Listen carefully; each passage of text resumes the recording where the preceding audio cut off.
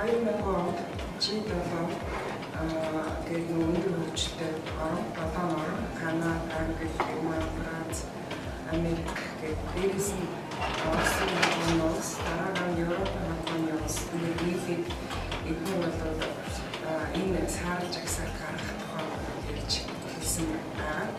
Тэгэхээр эдгээр бол ер нь дэлхийн баялаг 58% дэлхийн нийтдээ түүний 48% нийлүүлэлтийн өндөр хөгжөлтэй орн байна. Эдгээр бол санхүүгийн ил тод байдал, аюулгүй байдлыг хангах журам гаргаж энэ асуудал хэлсэн байна. Тэгээд манай улсын банкны саарл жагсаалтанд оруулах хэсэг талаар ярилцж байна. Тэгээд 40 шалгуур үзүүлэлтийн ерөнхий дөрвөн манайхыг хангалтгүй байна гэсэн ийм яриа одоо дүгнэлт гарсан.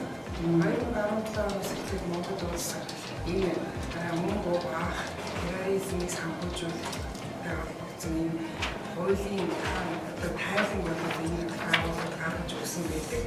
Энэ тайлангаас бол яг манайхыг дэвшил байна гэдгийг бол тэмдэглэсэн гэдэг. Гэхдээ нэг дөрвөн пунктээр дөрвөн зүйлээр бол шаардлага нэгтгэж хангахгүй байна. Тэгээд одоо саарл жагсаалтанд оруулахгүй гэдэг асуудал яригдж байгаа. Саарл жагсаалтанд орж байгаа бол юу байдал жоохон өндөр. Бүр тодорхой хэлэх юм бол гадаад хөрөнгө оруулалтад шууд зогсох. Тэгээд олон улстай хамтран ажиллах боломж их хязгаарлагдах.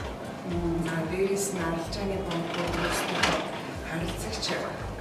арилжааны банкуудын харилцагч банкуд манай банктай хамтран ажиллахаас татгалзах ч гэдэг юм.